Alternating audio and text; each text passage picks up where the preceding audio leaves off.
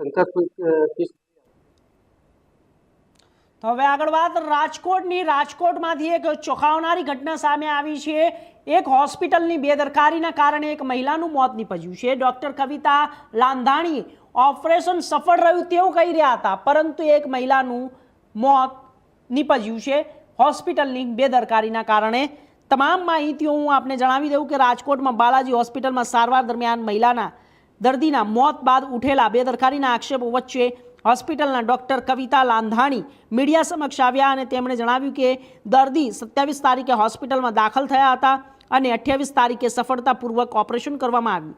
29 તારીખે દર્દીની નાડી અને છાતીના ધબકારા વધતા સ્થિતિ ગંભીર બનતા પરિવારને અન્ય નિષ્ણાંત ડૉક્ટરની સલાહ લેવાની વાત કરી અને ડૉક્ટરે સ્પષ્ટ કર્યું કે ફોન પર કોઈ ઓપરેશન કરવામાં આવ્યું નહોતું અને ઓપરેશન પહેલાં દર્દીને હૃદય સંબંધિત કોઈ તકલીફ નહોતી। ઓલમ્સ હોસ્પિટલનું બિલ પણ હજુ બાકી હોવાનું જણાવ્યું હતું। અંતે તેમણે દર્દીના મૃત્યુ પર ઊંડું દુઃખ વ્યક્ત કર્યું છે। એક પેશન્ટનું મોત થયું છે, આખો સમગ્ર મામલો આપણે એક દર્દી દાખલ થયેલા હતા 27 તારીખના રોજ ડિમ્પલબેન ધર્મેન્દ્રભાઈ પોબારો કે જેમને માસિકની તકલીફ હતી। એને પહેલા એક વખત બતાવવા આવેલા મહિના દિવસ પહેલા એ સેમ પ્રોબ્લેમ માટે આપણે મેડિકેશન્સ ને બધું આપેલું હતું। પેશન્ટને કમ્પ્લેનમાં રિલીવ ના થયું ને પેશન્ટ એક બે જગ્યાએ બતાવીને બી આવેલું, એટલે પેશન્ટને આપણે સમજાવેલું કે ભાઈ આવી રીતે છે બરાબર, તકલીફમાં રાહત નથી થતી તો એનો લાસ્ટ ઓપ્શન આપણે ઓપરેશન કરવાનું થશે બરાબર। ઓપરેશન મતલબ બીજી જગ્યાએ જ્યાં ગયા હતા ત્યાં બી એવી જ રીતે સમજાવેલું હતું। 27 તારીખના સાંજના પેશન્ટ દાખલ થયું, 28 તારીખે આપણે ઓપરેશન કરેલું। દર્દીને આપણે કન્સર્નના ભાગરૂપે બધું સમજાવેલું હતું કે શું છે, શું ઓપરેશન છે, કેવી રીતે કરવાનું છે, શું શું જરૂર પડી શકે બરાબર। ઓપરેશન 28 તારીખે કર્યું આપણે। ઓપરેશન પછી બી સગાને બધું સમજાવેલું કે ભાઈ આવી રીતે છે ઓપરેશન પછી બરાબર।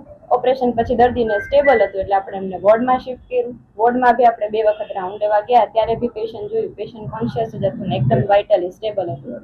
બીજે દિવસે એટલે કે 29 તારીખે અચાનક જ સવારે એમને શ્વાસ લેવામાં તકલીફ થઈ અને નાડીના ધબકારા વધવા માંડ્યા, થોડું વોમિટિંગ જેવું થયું, એટલે આપણે તરત જ સ્ટાફે મને જેમ જાણ કરી એટલે તાત્કાલિક આપણે ઉપર ગયા, જોયું તો નાડીના ધબકારા ખૂબ વધારે હતા, એટલે તરત જ આપણે ફિઝિશિયનને ઇન્ફોર્મ કર્યું। ફિઝિશિયને જોયું અને કીધું કે ભાઈ આમાં થોડુંક મતલબ કહેવાય કે થોડું કોમ્પ્લિકેશન જેવું છે, આમાં આપણને એવું લાગે છે કે લોહીનો ગઠ્ઠો ક્યાંક છાતીમાં ફસાઈ ગયો છે, એટલે કે છાતીની જે લોહીની નળીઓ હોય એમાં, એટલે આપણે આપણા તરફથી થાય એટલી ટ્રાય કરી છે, જો જરૂર લાગશે તો આપણે કાર્ડિયોલોજિસ્ટને બતાવવાનું થશે બરાબર। આવી રીતે બધું સગાને સમજાવ્યું, આપણા તરફથી પેશન્ટને સ્ટેબલ કરી અને તો બી જોયું કે પેશન્ટ થોડું વધારે ડિટેરિયોરેટ થાય છે, આપણે કાર્ડિયોલોજિસ્ટમાં શિફ્ટ કરવું જ પડશે, એટલે બને એટલું જલ્દી સગાને સમજાવી બરાબર કન્સેન્ટ લઈ અને પછી આપણે એમને કાર્ડિયોલોજિસ્ટ યુનિટમાં શિફ્ટ કર્યો છે। બેન, આક્ષેપ જે છે તમારી ઉપર કે ઓલમ્પસ હોસ્પિટલમાં ખસેડવામાં આવી અહીંથી અને તેનું બિલ બાલાજી હોસ્પિટલે કર્યું, એવું શા માટે? એવું નથી, આપણે જ્યારે પેશન્ટને કન્ડિશન ક્રિટિકલ થઈ ત્યારે આપણે પેશન્ટના સગાને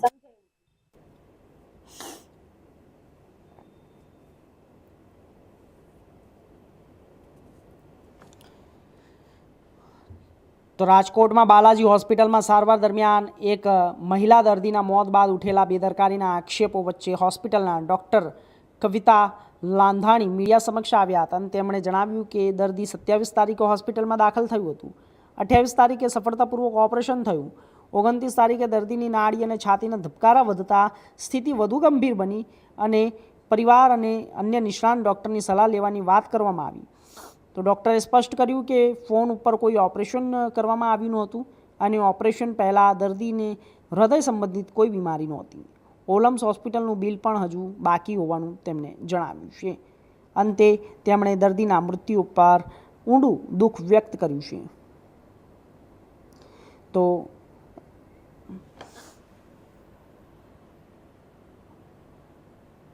આ વિષય ઉપર વધુ માહિતી માટે અમારા સંવાદદાતા રાજકોટથી પ્રતિક લીંબાણી જોડાઈ ગયા છે।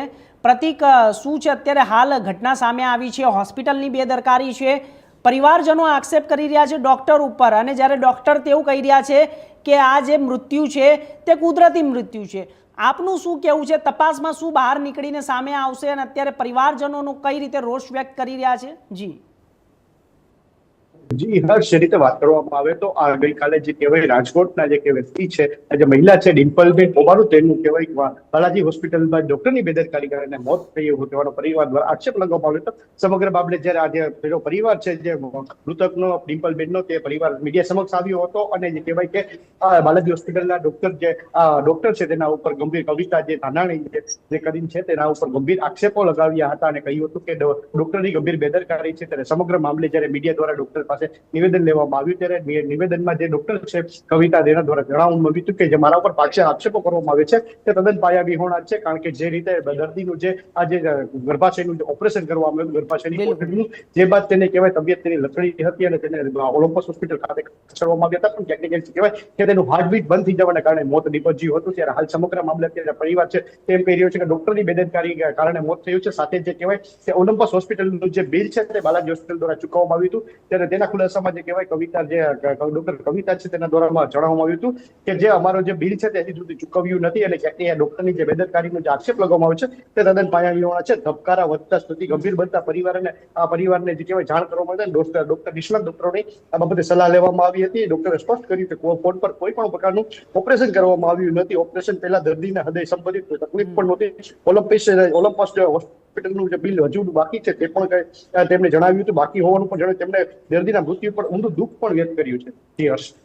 જી પ્રતીક, તો અત્યારે હાલ જે આ ઘટના છે તે ઘટનાની અંદર પરિવારોને ક્યારે ન્યાય મળશે, પરંતુ તપાસમાં શું સામે આવી રહ્યું છે? એવું કંઈ સામે આવી રહ્યું છે કે મોત શાના કારણે થયું છે? કારણ કે પોસ્ટમોર્ટમ રિપોર્ટની અંદર પણ કદાચ આ વસ્તુનો ખેંચવામાં આવે, પ્રકાશિત કરવામાં આવે. જી હર્ષ, જે રીતે વાત કરવામાં આવે તો કે સમગ્ર બાબતે જે પીડિત પરિવાર છે તેના દ્વારા જે પોલીસમાં માંગ કરવામાં આવી છે, એ ડિવિઝન પોલીસમાં અરજી કરવામાં આવી છે, પણ પોલીસ દ્વારા અહીંયા સુધી આ કોઈ સ્ટેટમેન્ટ લેવામાં આવી છે કે નથી, તે સુધી તે દિશામાં તપાસ થઈ નથી, ત્યારે કોઈ જાણવા પણ નથી મળ્યું. પણ પોલીસ આ બાબતે કહેવાય ઊંડાણપૂર્વક તપાસ કરીને સમગ્ર દૂધનું પાણી કરી શકશે. જી ચોક્કસથી પ્રતીક, આપનો ખૂબ ખૂબ આભાર માહિતી આપવા માટે.